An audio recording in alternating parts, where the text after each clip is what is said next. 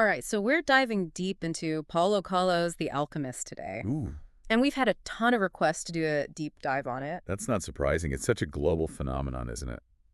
It is, and for good reason, I think. Definitely. It seems like it's captivated millions of readers, and from all walks of life, too. Like some pretty surprising names, too. You're going to want to hear what Madonna has to say about this book. Oh, I'm intrigued. What is it about The Alchemist that resonates with such a diverse audience?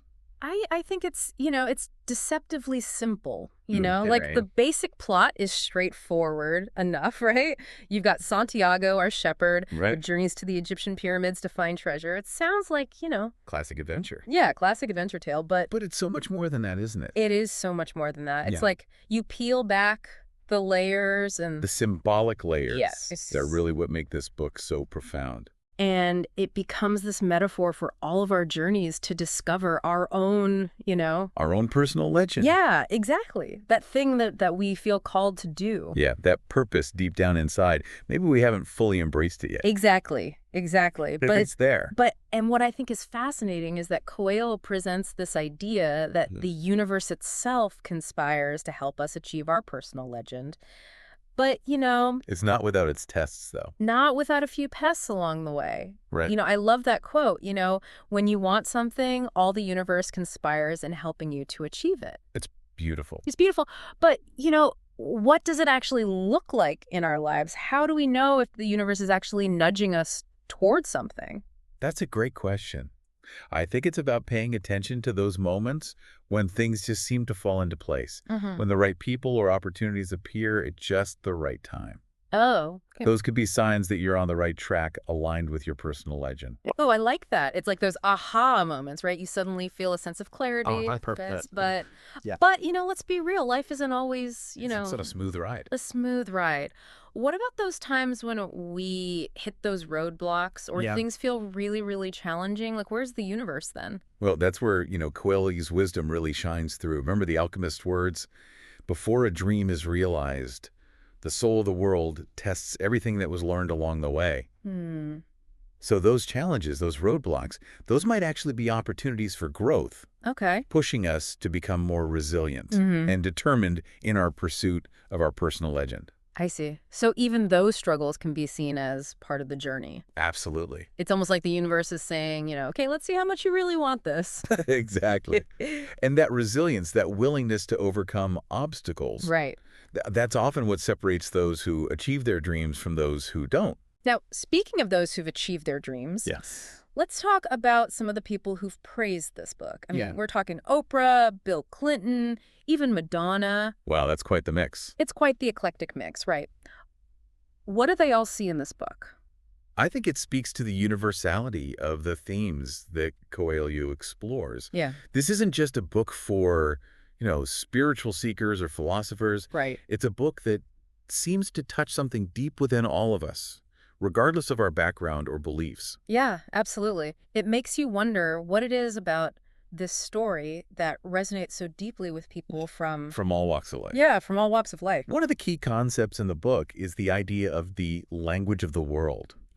When Santiago realizes he's been speaking a language without words to his sheep all those years, Oh, yeah. that's such a powerful metaphor Yes. for the way we can connect with each other and the world around us on a deeper level, beyond just words. Beyond just words, think about those times when you just, you click with someone instantly, or you have this gut feeling that you can't explain, or Yeah. you just know something's right without any logical reason. That's it. You're tapping into the language of the world. It's like there's this whole other level of communication happening beneath the surface, and Yeah. all have the potential to tap into it. But, But how do we actually start listening to this language? right, how do we do that? Well, it begins with paying attention. Okay. Paying attention to your intuition, those subtle feelings or nudges you get. Paying attention to the synchronicities in your life, those seemingly coincidental events that might actually be meaningful signs. Okay. And paying attention to the world around you, noticing the patterns and Right. connections that often go unnoticed.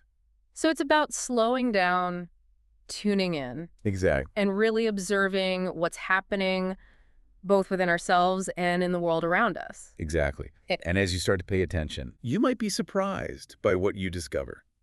You might start to see the omens that Coelho talks about in the book, those signs and symbols that can guide us along our path. Ah, the omens. Now, that's a word that can sound, Yeah, a little mystical. Yeah, a little mystical. What do they actually look like in everyday life? Well, they can take many forms. Maybe it's a chance encounter with someone who gives you a piece of advice that changes your perspective. Okay. Or perhaps it's a book that falls off the shelf at just the right moment, Right. revealing a message you needed to hear. I see. Or maybe it's simply a feeling of being drawn to a particular place or opportunity. Mm-hmm. The key is to be open to recognizing these signs and trusting your intuition when you feel a pull towards something. Yeah, so we're surrounded by these little whispers of guidance. Yes. But we have to be present and aware enough to actually hear them. Exactly. And sometimes those whispers come in the form of a word that echoes throughout The Alchemist, maktub. Oh, maktub. Yeah, this word intrigued me. It's a good one. It sounds so mysterious. It is. What does it actually mean? And why is it so important in this story? So maktub is an Arabic word. Okay. And it essentially means it is written. It is written. Yeah. It's closely tied to the concept of fate or destiny. Right. But in a way that embraces both acceptance and personal agency. Okay. So it suggests that there's a plan, a path laid out for us. Mm-hmm. But within that plan, we have the power to make choices that shape our journey. So it's not about just being passive Yeah. and letting life happen to us, but recognizing that there's this bigger picture. Yes, there's a flow to life. Yeah. And we can align with it. This reminds me of the crystal merchant who chose to stay in his comfort zone Oh, yes. instead of pursuing his dream of going to Mecca because he just believed it was written. It was written that he would never go. Yes, the crystal merchant. He's a great example of someone who misinterpreted the meaning of maktub. Yeah. He allowed fear to kind of dictate his choices. Believing that his destiny was fixed and unchangeable. But then Santiago comes along, right? He does. And when he arrives and starts making changes at the shop, the crystal merchant experiences this renewed sense of purpose. Yeah. Even if it's only for a little while. like Santiago's energy, his willingness to follow his own personal legend Exactly. kind of reawakens something within the crystal merchant. And it raises an interesting question, doesn't it? Can our pursuit of our own dreams inspire others to connect with theirs? Ooh, I like that question. It makes me think about how our energy, our choices, Our action. and our actions can ripple outwards Possibly. and impact those around us. Yes, definitely. But how does Santiago actually get on the path to finding his personal legend in the first place? Like, how does it all begin? Well, it all begins with a dream Yeah. and a king. Okay, we got to hear more about this. So Santiago keeps having this recurring dream Okay. about finding treasure at the Egyptian pyramids. All right. And it's so vivid, so compelling that he decides, okay, I need to figure this out. So he goes to a fortune teller to get it interpreted. Okay, so this is where the journey begins. This is where it starts. Yeah. But instead of just getting a straightforward interpretation, Right. he meets this mysterious old man who claims to be the king of Salem. Whoa, a king. Okay, so it's already getting interesting. Yeah, right. Like, what's going on here? And this meeting is super important Okay. because this is where Santiago's introduced to this whole concept of the personal ledger. Okay, now we're talking. What does that even mean, though? So the king, he says, it's what you have always wanted to accomplish. Mm-hmm. Everyone, when they are young, knows what their personal legend is. Oh, wow. It's like he's saying Yeah. deep down, we all have these desires, these dreams that are kind of planted within us from a young age. Yeah. But somewhere along the way, we might lose sight of them. We get distracted. We get distracted, exactly. Or we let fear and doubt hold us back. Right. And the king challenges Santiago, like, are you really living in alignment with your personal legend? Ooh, that's a good question for all of us. Isn't it, though? And he gives him these two stones, Urim and Thummim. What are those? So these divination tools to help him read the omens along his path. Ah, so this is where the omens come into play. It all starts to connect. Yeah. But even with all this, Santiago's still got a big decision to make. Right, comfort zone versus the unknown. Exactly. Does he stay where he is? Or does he take this leap of faith and pursue his dream? It's not an easy choice. He has to sell his sheep, leave everything familiar behind, and travel to this faraway land. Yeah, he's really putting it all on the line. He is. But the king's words are ringing in his ears, right? Yeah. When you really want something, is because that desire originated in the soul of the universe. It is your mission on Earth. Oh, I get chills every time I hear that. Me too. It suggests that our personal legend, it's not just some Random whim. Yeah, random whim, but something much bigger. Yeah, something tied into our purpose. Right. It's pretty powerful. But even with this inspiration, things don't go smoothly for Santiago, do they? No, not at all. Like, shortly after he gets to Tangier, guess what? What? He gets robbed. Oh, no. Yeah, it's a harsh reminder that, following your dreams doesn't always equal smooth sailing. Right, there's going to be bumps along the way. Exactly. Yeah. But this setback, it actually leads him to meet the crystal merchant. Ooh, the crystal merchant. Now, he's a fascinating character. He is. So, on one hand, he's kind. He helps Santiago get back on his feet. Yeah. But on the other hand, he's almost like this representation of the fear of pursuing your dreams. That's a really good point. The crystal merchant, he had this dream of going to Mecca. Right. But he let fear and kind of just being stuck in his ways keep him from doing it. He got too comfortable. Yeah, too comfortable. And it's like a warning about what can happen if we prioritize safety and comfort over those things that we really yearn for. But even the crystal merchant, he's kind of touched by Santiago's, energy, his willingness to take risks. Like, Santiago helps him to see new possibilities. Totally. Like, remember when he suggests serving tea in those crystal glasses? Yeah. To attract more customers? To elevate the experience. Exactly. And it's like Santiago reawakens something in the crystal merchant, even if it's just temporary. It's like a ripple effect, right? Totally. Following our dreams, it can inspire the people around us to reconsider their own choices. It's a good reminder that we can impact others even in these subtle ways. Absolutely. But Santiago knows he can't stay there forever. Yeah, he's got to keep moving. He has to. He realizes he's learned what he needed to from the crystal merchant.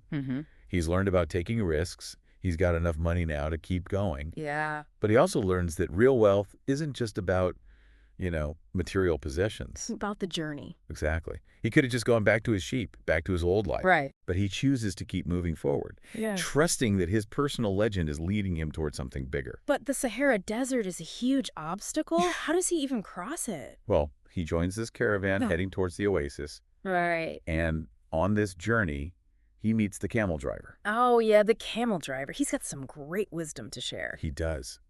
He's the one who says, life will be a party for you, a grand festival, because life is the moment we're living right now. That is such a good reminder to savor every moment, to enjoy the ride. Isn't it? To appreciate the journey itself, not just the destination. Yeah.